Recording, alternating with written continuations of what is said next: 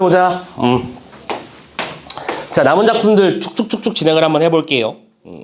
일단 지금 여러분들 개별적으로 나눠드린 프린트물을 잠깐 봐주셔야 될 것 같습니다. 남신주 유동 박시봉방이라고 하는 백석의 시. 이번 챕터에는 실은 백석의 마포라고 하는 수필이 나와 있지만 작가 연계나 작품 연계 차원에서 이 작품을 뺄 수는 없을 것 같아서 좀 들고 왔어요.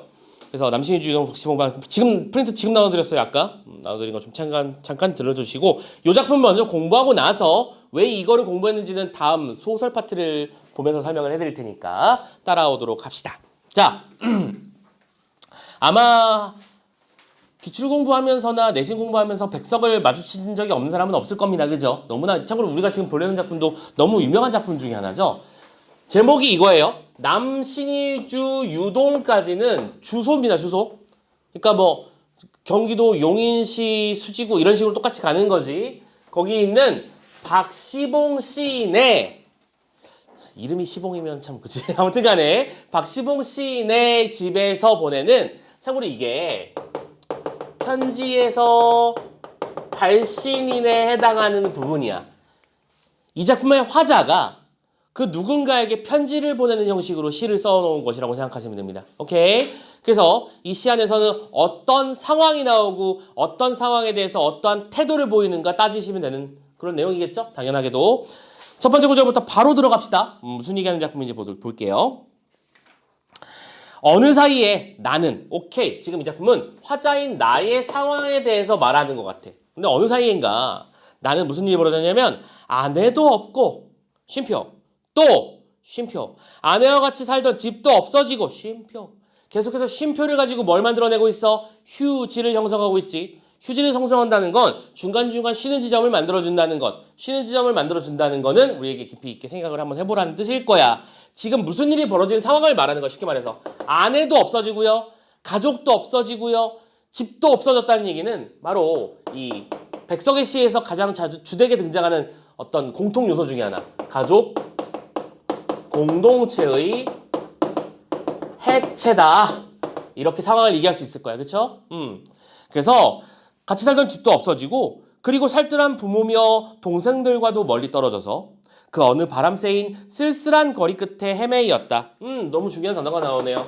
쓸쓸한 거리. 거리가 쓸쓸한 게 아니라 누가 쓸쓸한 거야? 화자가 쓸쓸함을 느끼고 있는 거지. 그치? 사물을 통해서 화자의 정서를 표출하고 있습니다.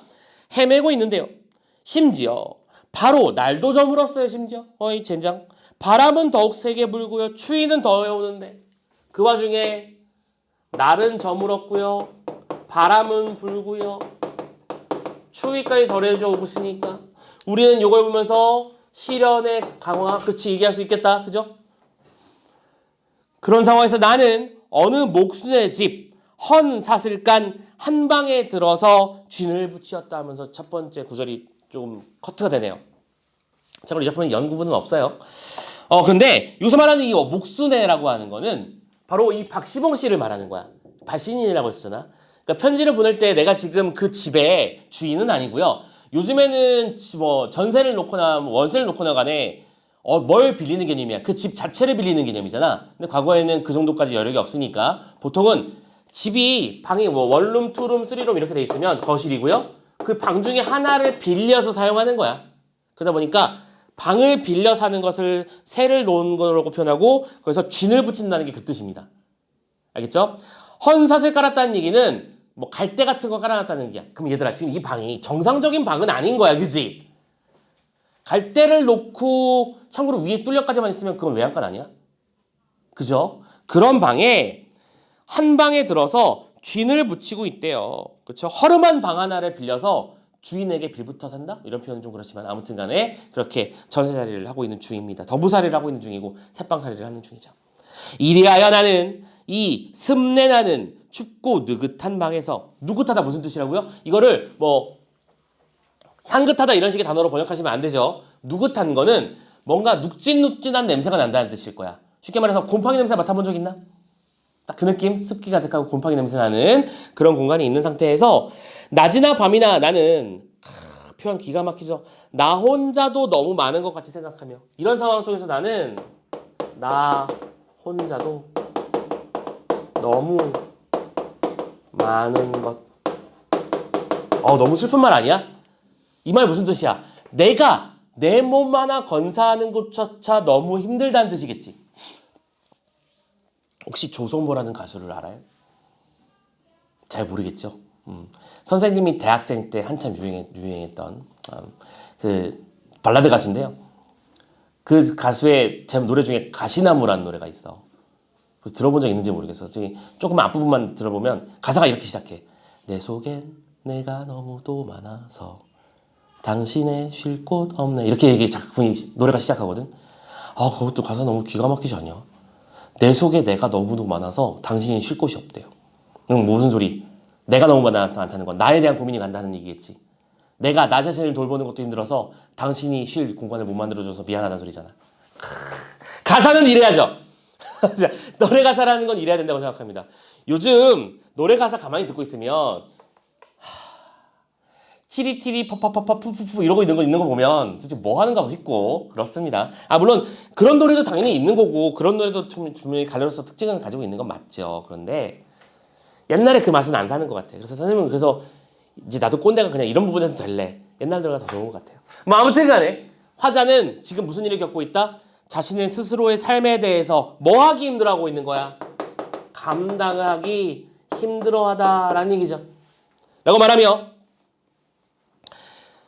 디롱배기의 북덕불이라도 담겨오면 그래도 주인집 양반이 나쁜 사람은 아니야. 디롱배기라고 하는 건 질화로를 말하는 거고 북덕불이라고 하는 건 북돋는데 쓰이고 남은 불. 쉽게 말해서 숯이야, 숯.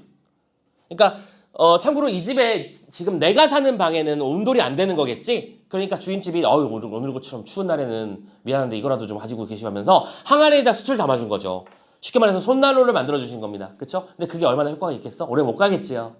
자, 그래서 그걸 당겨서 오면 이것을 안고 그리고 참고로 디롱백이나 북덕불 같은 단어가 등장했다는 걸 우리는 뭐라고 표현하면 이걸 향토적 시어라고 부릅니다. 우리가 일상생활에서 현대적 사회 문명에서 자주 보는 물건들은 아니거든요. 역시 누구의 특징? 백석 씨의 특징입니다. 플러스 향토적 시어. 향소리에게 등장한다는 거 체크 좀 해줄게.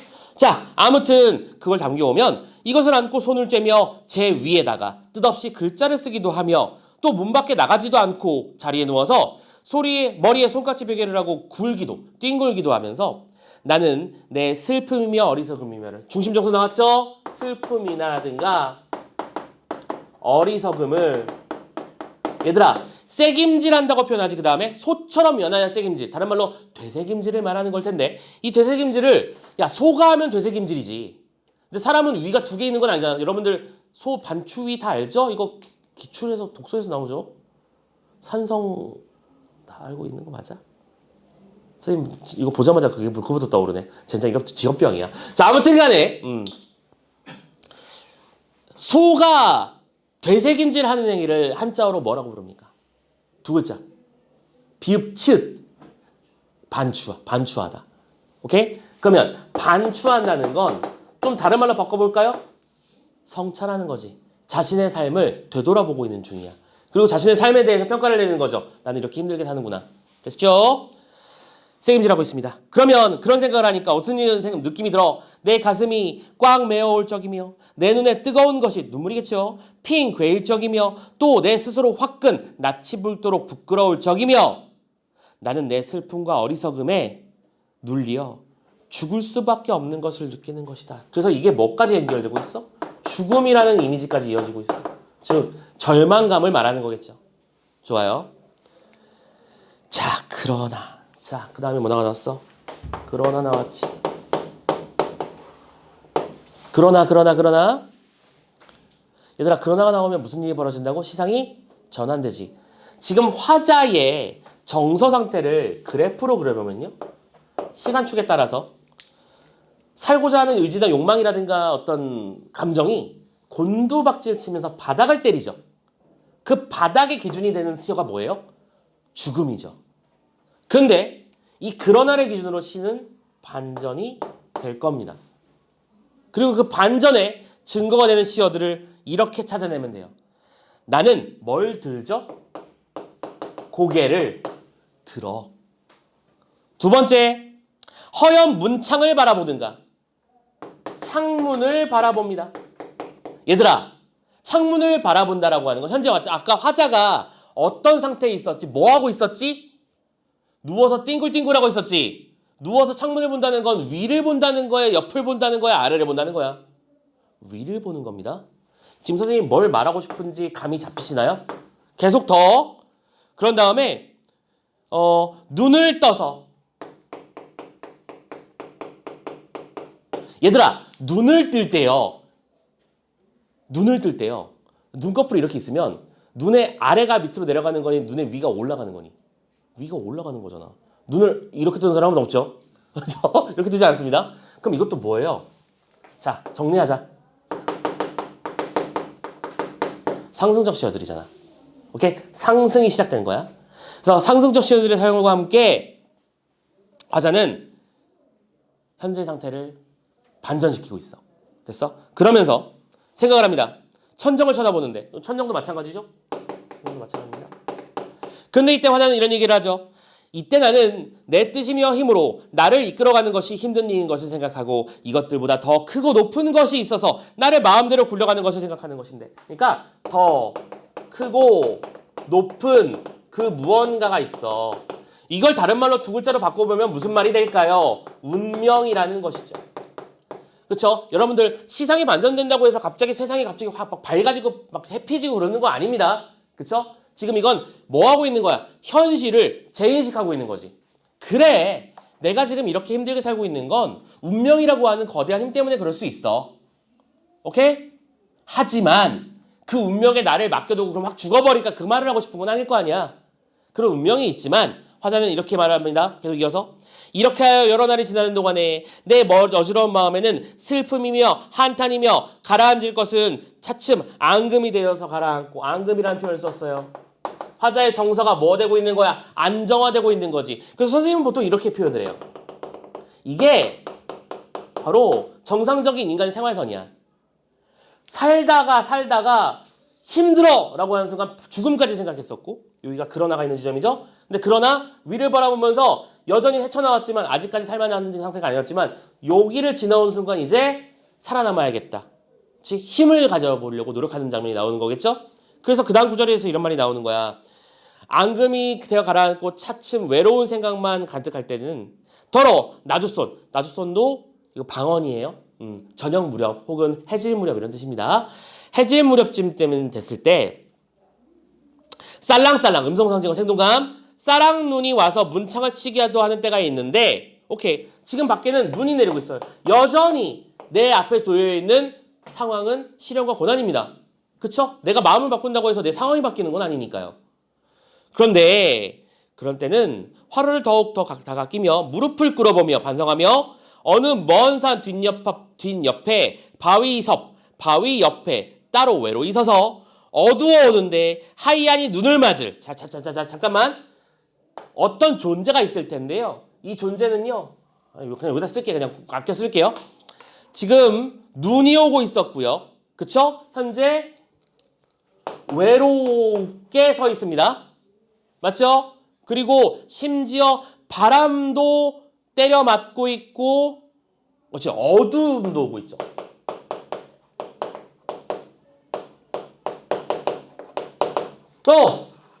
이런 부정적 상황 속에서도, 정리하면 부정적 상황이잖아. 그 마른 잎새에는 쌀랑쌀랑 소리도 나면, 근데 쌀랑쌀랑 소리가 난다는 얘기는 뭐예요? 죽지 않았다는 얘기겠지. 살아있는 상태의, 그러면서 눈을 그냥 때려 맞고 있을 뿐인 그 드물다는 굳고 정한 뭘 생각한다? 여기다 쓸게요. 굳고 정한 갈매나무라는 것을 생각한대요. 그러면 이 갈매나무가 주어진 상황, 갈매나무에게 주어진 상황은 뭐예요? 눈 오는데 밤이 되고 있고 외롭고 힘들어. 그런데 이런 상황 속에서도 그냥 나무가 할 수 있는 일은 뭐뿐이야? 그 눈을 때려 맞고 어둠을 정면으로 받아들이는 수밖에 없지. 하지만 그렇다고 해서 나무가 죽었어? 죽지 않았어.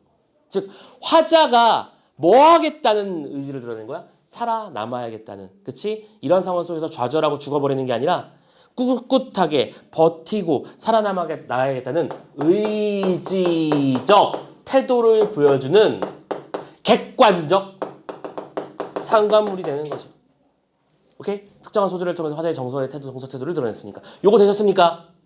자, 여기까지의 얘기가 나오는 게 남신이주 유동 박시봉방이라는 작품이었고요. 되셨죠? 자, 그런 상태에서 갈매나무가 중요한지 알았지 그러면. 갈매나무는 의지의 상징 같은 거야.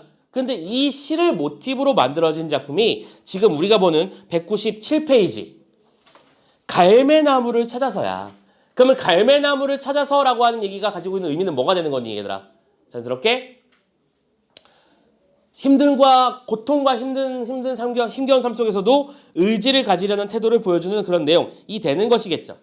그래서 이 작품은 전체 스토리만 살짝 읽을게요. 이 정도면 충분할 것 같아요. 보조자료 213페이지로 표현된 갈매나무를 찾아서 축약 버전 213페이지 사용 설명서예요. 자, 설명서에 나와 있는 짧은 버전의 해설 읽을게요. 213페이지라고 표현되어 있을 겁니다. 거기 아닐 텐데. 그러네. 거기도 213페이지네. 젠장 그보다 앞이야. 그보다 앞이야.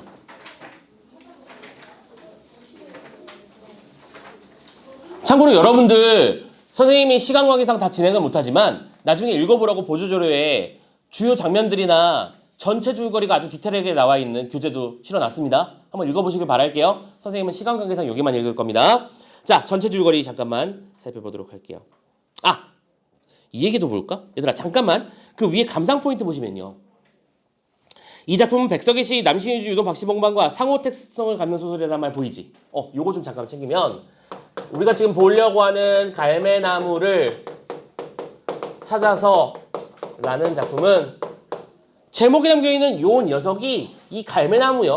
그래서 우리는 이걸 상호 텍스트성이라고 부르고 이러한 상호 텍스트성에 관련된 요소들은 수능 특강 수능 완성에 단 한 번도 빠지지 않고 매년 등장하고 있는 요소 중에 하나입니다.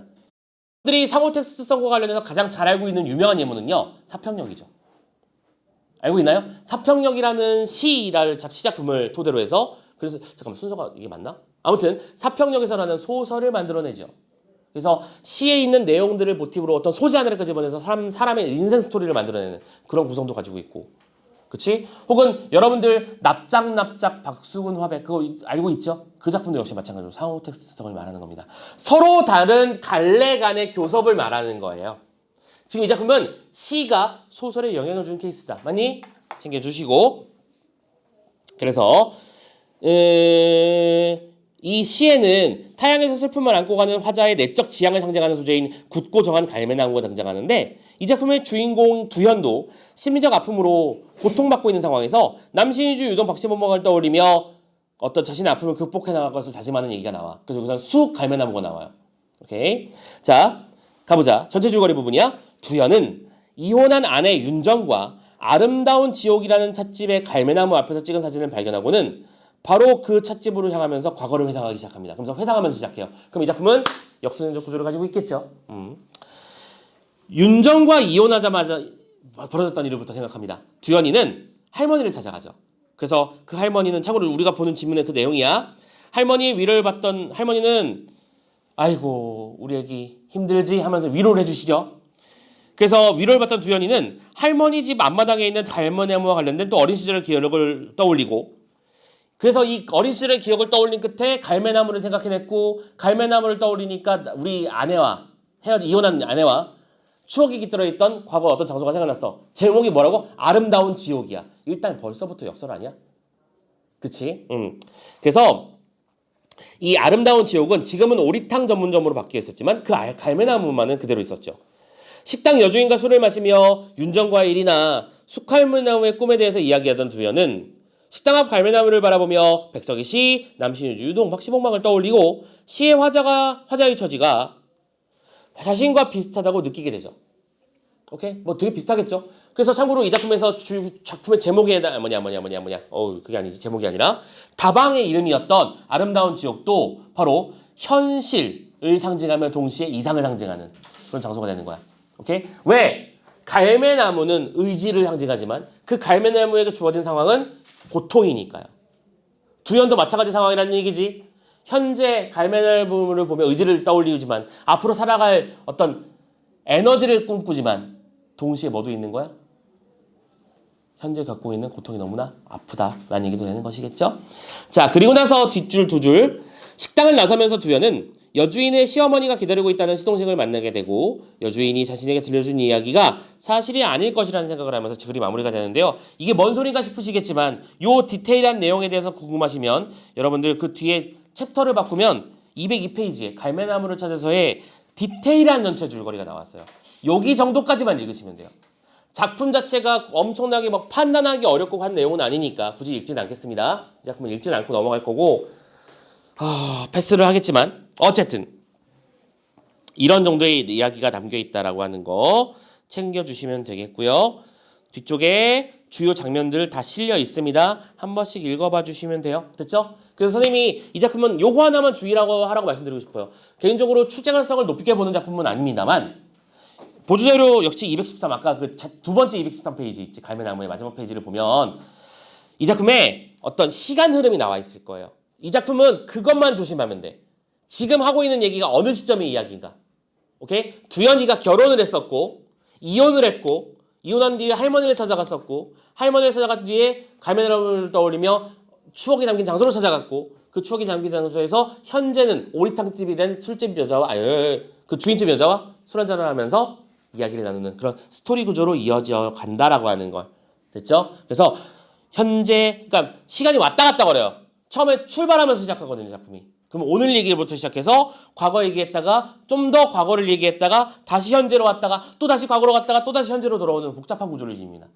그것만 구분 잘 해주시면 돼요. 알겠죠? 자, 이 작품은 그래서 한번 읽어만 보시면 되면 충분할 거라고 생각하고 넘어가고요. 자, 다음 작품 페이지를 보면 신동집의 오렌지와 이상의 거울이 있지. 요거 빨리 끝내자 일단. 요 두 작품 아는 작품으로 만들어 버리자. 괜히 아꼈었네, 저 공간.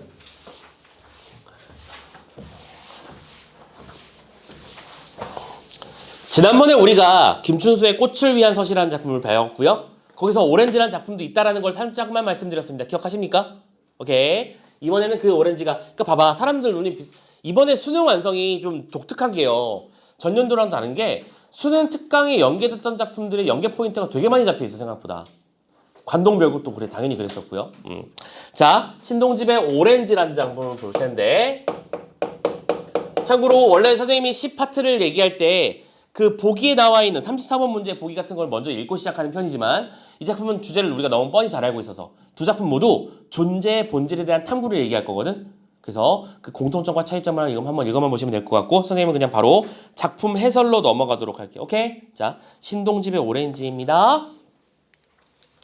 오렌지라고 나오는 이 작품은 좀 쉽게 이해하는 방법은 이제 오렌지를 그냥 이렇게 번역하면 돼요. 어떤 존재다 라고 번역하고 읽으면 좀 쉽게 갈만해요. 자, 첫 번째 구절에서 이렇게 말을 합니다. 1년 오렌지에 아무도 손을 댈 수는 없다. 오렌지는 인식하고 있는 어떤 대상이 되는 존재야. 근데 그 대상에 손을 댈 수가 없대요. 왜일까요? 오렌지는 여기 있는 이대로의 오렌지고 더도 덜도 안 되는 오렌지래. 그러면 이 말은 오렌지가 맛있다 그런 걸 떠나서 오케이? 있는 그대로의 모습을 지닌 존재이며 더도 덜도 아니고 그냥 그 존재 자체로서의 특징을 지니는 존재다. 오케이? 그러니까 더도 덜도 아니고 그냥 그 자체다. 그리고 그 존재 그 자체이기 위해서는 우리가 손을 대지 않아야 되는 거지. 봐봐. 여기 칠판이 있어. 칠판이 있는데 처음에 바라볼 때는 그냥 칠판이야. 존재 그 자체라고. 하지만 선생님이 여기다가 와! 라고 쓰는 순간 내가 쓴 칠판이 되는 거잖아. 존재가 바뀌는 걸 말하는 거야. 지금 이건. 됐어? 그러니까 존재 그 자체다 라고 하는 건 손을 댈 수 없다는 건 그런 의미를 말하는 것이다. 그래서 내가 보는 오렌지가 나를 보고 있다. 이때 요 말은 내가 보는 오렌지가 나를 보고 있다. 원래는 내가 오렌지를 보는 거잖아. 근데 오렌지가 나를 본다라고 하는 것은 이 두 개는 전부 다 뭐로서? 존재로서 동등하다. 이건 이렇게 표현하면 안 될 것 같은데 밑에 쓸게요. 동등한 존재로서의 의미를 지니는 거다라고 이해하면 될 것 같아요. 오케이? 오렌지니까 우리가 함부로 할 수 있는 게 아니라는 거야. 저기도 존재. 여러분들도 존재잖아요. 선생님이 여러분들한테 함부로 합니까? 아니죠. 여러분들도 하나의 객체로서 존재잖아. 그렇지? 함부로 하지 않습니다. 그래서 동등한 상태인데 이연에서 이런 말을 합니다. 마음만 낸다면 나도. 실은 내가 마음만 낸다면 뭐 할 수 있어? 오렌지에 포들한 껍질을 벗길 수 있어. 오케이? 그리고 마땅히 그런 오렌지만이 그렇게 된 오렌지는 뭐 되는 거래? 문제가 되는 거야. 자, 이것도 역시 마찬가지야. 문제라는 단어를 번역할 수만 있으면 돼. 얼핏 봐서는 뭔 소린가 싶죠? 그런 오렌지가 문제가 된다고? 그럼 문제가 돼야 된다는 건가? 문제가 되면 안 되는 거 아닌가? 자, 이때 문제라고 하는 것은 뭘 말하냐면 파란 펜을 쓸게. 존재의 본질이 훼손된 상태를 말하는 거야. 트러블이라는 얘기겠지. 쉽게 얘기하자면 봐봐. 포도랑 껍질을 벗겨버린 오렌지가 있어. 그러면 그 오렌지는 내가 맨 처음에 바라보고 있던 그 오렌지가 아니게 된 거죠. 내가 오렌지는 어떻게 생겼을까라면서 존재의 본질을 궁금해하는데 그걸 까버리는 순간 이미 전에 있던 오렌지와 지금 오렌지는 다른 오렌지가 돼버린 거지. 손을 대버렸기 때문이야. 그러니까 문제다라고 말하는 건 그 존재의 본질이 훼손됨을 상징하는 거다라는 거지. 이해되고 있어? 오케이? 다음 년도 마찬가지 얘기를 하죠. 마음만 낸다면 나도 오렌지에 찹쌀한 속살을 깔 수 있어.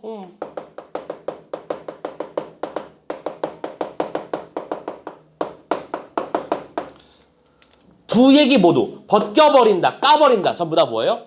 존재의 본질이 훼손된 상태를 말하는 것. 그러다 보니까 또 다음 년 똑같이 다음 구절에서 마땅히 그런 오렌지만이 문제된다고 말했다고. 그럼 그런 오렌지가 문제가 된다는 건 그런 오렌지가 된다는 것은 존재의 본질이 훼손되는 것을 의미해. 그러므로 우리는 최종적으로 그러나 뒤 나오죠? 아무도 손을 댈 수 없다는 거야. 그럼 참고로 여기서 등장하는 그러나는 시상의 전환이 아니겠죠? 일종의 그러니까 같은 말 아니야? 오케이? 나도 벗기고 까버릴 수 있다고 하지만 그러나 안 하겠다는 얘기잖아. 근데 여기서의 그러나는 반전은 맞긴 한데 시상이 완벽하게 전환되는 개념은 아니야. 그치? 그러니까 못한다는 뜻으로 번역하시면 될 것 같고요. 그리고 이런 말을 덧붙여주죠. 뭘 대면? 손을 대면 그 순간 오렌지는 오렌지가 아니게 되는 거야. 오케이. 그래서 손을 대면 무슨 일이 벌어진다? 본질이 훼손되는 상황을 이 작품의 화자는 너무나 잘 알고 있어. 그렇기 때문에 본질을 알아보고 싶지만 본질을 훼손할 수 없는 그런 딜레마의 상황에 놓여 있다고 말하고 있는 거야. 그러면서 또 내가 보는 오렌지가 나를 보고 있다. 실제적으로 저기 오렌지도 상대방을 궁금해하지. 우리 인간은 본성이 그런 건가 봐요. 그렇죠? 우리는 왜 연예인들의 일거수일투족에 그렇게 환장을 하고 왜 댓글에 연예인이 기부 안 하는 걸 화내며 지는 했나? 보면 방금도 뉴스 읽다고 왔는데 누구더라? 누가 무슨 잘 살고 있대요. 잘 살고 있는데 귀뚜라미지. 요즘 찌릿찌릿거리니까 얘구나. 잠깐만. 우리 귀뚜라미 잘 살았으면 좋겠어. 자, 얘야 잠깐만 일로 와봐.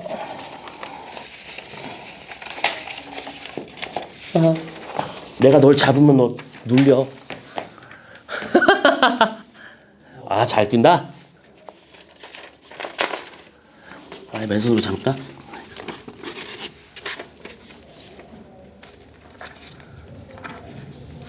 좀 들어오라고. 살려주려고 그래. 살려주고 올게.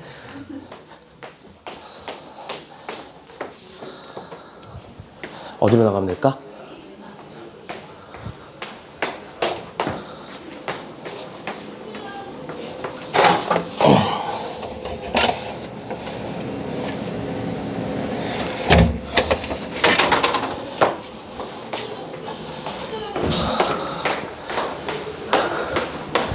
귀여운 것들.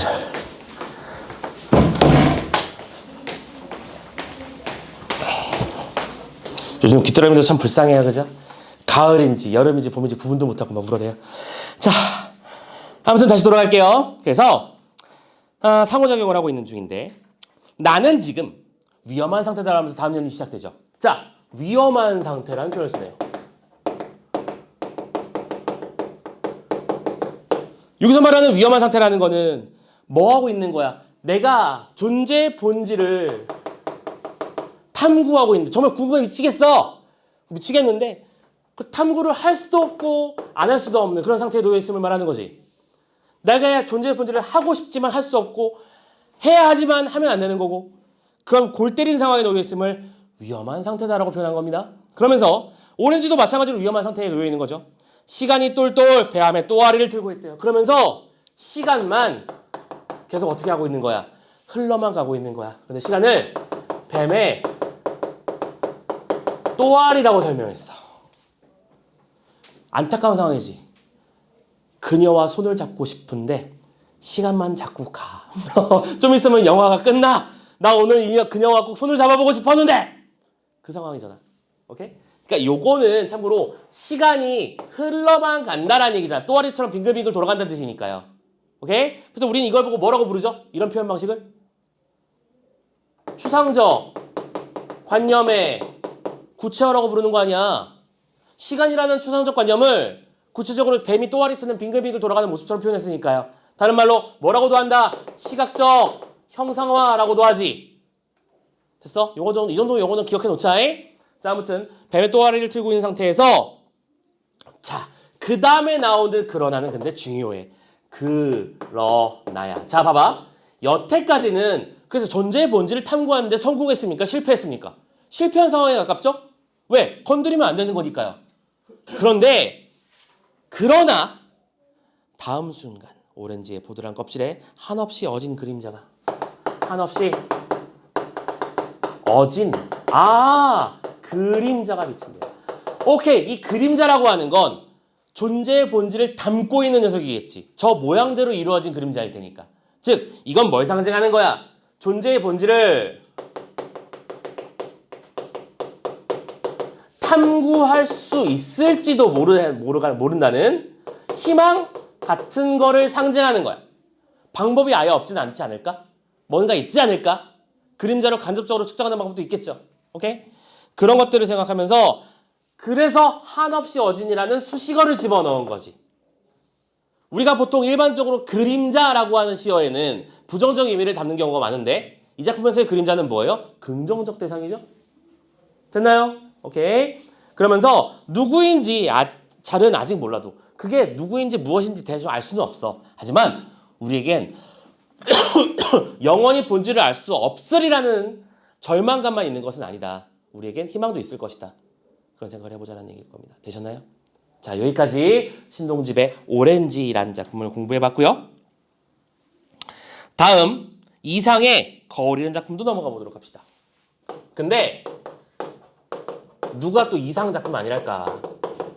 두 작품의 공통점은 굳이 따지자보자면 존재론이야. 근데 존재론과 관련해서 우리가 방금 봤던 오렌지 쪽은 이거 보기 얘기입니다. 보기 얘기. 이쪽은 존재의 본질을 뭐 하는 거야? 다른 대상을 탐구하는 형식에 대한 얘기를 하고 있는 작품이었다면 지금 우리가 보게 되는 이 작품은요. 바로 현대인들이 겪고 있는 분열된 자아에 대한 얘기를 하는 작품이야. 현대인들이 겪는 자아 분열 상태. 그치? 사람의 내적 욕망과 실제로 하는 일이 겹쳐져 있는 사람이 잘 없습니다. 그쵸? 봐봐. 요즘 선생님과는 솔직히 이연령 비연령과라서 선생님 국문과잖아. 국어 국문학과 출신이고 석사까지 밟았죠. 국어 교육학과까지 다 밟았거든 선생님은. 그러니까 이 선생님은 되게 드문 케이스인데 봐봐. 선생님 친구들 아니 컴퓨터 공학과 나와서 그냥 회사에 다녀요. 오케이? 그리고 또 뭐였지? 무슨 미디어과를 나가서 프로그래밍을 하고 있습니다. 뭐 이런 일이 벌어지는 거야. 자기의 목표나 자신의 꿈과 정 상관없는 엉뚱한 길을 겪는 사람들이 많죠. 그러니까 그런 것에 대한 얘기라고 생각하고 접근하면 좀 쉽고 현대인들이 겪고 있는 어떤 자아의 불안의식을 표현한 시라고 설명하면 돼요. 자, 이 작품에는 거울이라는 소재가 나올 겁니다. 중심 소재죠. 소재에 대한 태도를 찾는 거야. 이 작품의 중심 소재는 오렌지였고 오렌지에 대해서 본질을 탐구하는 태도를 보였지만 절망할 뻔했지만 마지막에 희망을 보는 그런 내용이었잖아. 근데 이 작품은 분열된 자아가 끝도 없이 이어집니다. 가보세요. 거울 속에는 소리가 없어. 저렇게까지 조용한 세상은 참 없을 것이요. 화자인 화자는요. 참고로 이 작품에서 화자가 나로 나올 거니까 그냥 앞으로 나로 할게. 화자는 뭘 통해서? 거울을 통해서 또 다른 세상을 만납니다. 즉 거울 속 세상, 거울 밖 세상. 세상에 분절된 거지 지금. 그러면서 저기에는 조용한 세상이 있구나. 단절된 거죠. 지금 선생님이 왜 이걸 단절이라고 표현하는지 이해됐어? 지금 거울 밖에 있는 우리는 막 떠들고 이런저런 행동을 하고 소리가 들려오지만 이걸 그냥 거울이라 치자 우리. 이 거울에는 뭐가 없어? 소리가 없어. 아무것도 안 들린다고. 됐어? 그런 상태에서 지금 참고로 띄어쓰기 했어 안 했어? 안 했지. 띄어쓰기는 왜 안 하는 걸까? 불안의식을 표현하기 위함이야. 불안의식. 일부러 띄어쓰기가 정제되어 있지 않은 형식을 보여주는 거야. 불안의식입니다. 이해됐죠? 자, 거울 속에 네 개의 귀가 있어. 그래서 이 작품에서는 자, 중요한 팁 하나 드릴게요. 이건 시간이 없으니까 선생님 팁을 바로 드리겠습니다. 여러분들 윤동주 씨의 자화상 이런 작품들을 보면 현실적 자와 이상적 자와 막 구분하는 얘기 많이 했었지. 그런 거 기억나시죠? 이 작품에서도 나가 아까 자아가 분열된다고 했었잖아. 나가 두 종류로 나와. 근데 쉽게 구분할 수 있어. 앞으로 이 작품에서는 현실 속에 존재하는 나가 있고요. 이 나와 대응되는 거울 속 나가 있을 거야. 참고로 근데 그 거울 속 나는 일관되게 거울 속 나라는 표현으로 나올 겁니다. 그러니까 찾는데 어려움은 없을 거라고 보고 이 두 개를 중요한 건 뭐 한다? 구분을 잘해줬으면 좋겠다는 거야. 어려울 건 없지? 오케이? 그러니까 거울 속 나와 거울 밖을 살아가는 나가 서로 분리됐다는 그 자체가 중요하다는 거야. 그래서 보세요. 거울 속에도 4개 귀가 있어. 내 말을 못 알아듣는 딱한 귀가 2개나 있어. 귀가 똑같이 있다고. 귀가 있지만 내 말을 알아듣질 못해요. 그러면 이게 뭘 상징하는 거라고? 단절을 상징하는 거야. 오케이? 말을 듣질 못하네. 또 거울 속에 나는 무슨 잡이래? 왼손잡이래요. 무슨 상황일까? 왜 왼손잡이일까? 왼손잡이기는 왜 나오는 걸까? 화자는 악수하려고 오른손을 내밀었지. 근데 오른손을 내밀면 거울 속의 상대방은 뭘 내미는 거야? 왼손을 내미는 거잖아. 그럼 이것도 뭐예요? 단절이잖아. 소통이 되지 않고 있는 상황을 말하는 거지. 분명히 나거든? 분명히 난데 분명히 나랑 소통이 안 되는 거야. 되셨나요? 그래서 내 악수를 받을 줄 모르는 악수를 모르는 왼손잡이라고 표현하는 건 악수를 모르는 왼손잡이라는 건 그 단절이 심지어 심화되고 있는 상태까지 말하는 거지. 오케이? 안 들려요 정도가 아니라 나랑 반대로 행동해버리는 거죠. 분명히 난데 쟤는. 되셨어요? 오케이. 그래서 이런 키워드 알아듣지 못한다, 악수를 모른다, 분열의 심화라는 식으로 번역하시면 돼요. 계속. 거울 때문에 나는 거울 속의 나를 만져보지를 못하는 구려마는 거울이 아니었던들 내가 어찌 거울 속의 나를 만나보기만 해도 했겠어. 자, 근데 이 거울이라는 게 재밌는 게 무슨 성을 지닌다? 이중성을 지닌다. 그래서 우리 참고 이중적 매개라고 부르는 몇 가지 요소들이 있잖아. 이중적 매개. 예를 들어 거울 말고 유리창. 오케이? 아니면 우물물. 전부 다 뭔 속성? 비춤의 속성을 지니고 있지.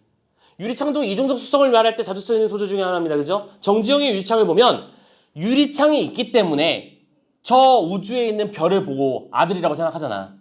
하지만 유리가 있기 때문에 그 상대방 유리 너머를 갈 수 있는 거야 없는 거야? 없는 거지. 그래서 우리는 참고로 이런 것들을 이중성을 뭐라고 부르냐면 소통과 단절의 이중적 매개체라고 부르는 거야. 그래서 거울이 있기 때문에 나는 분열된 상태를 인식할 수 있지만 거울이 있기 때문에 나는 그 분열 상태를 극복할 수가 없는 겁니다.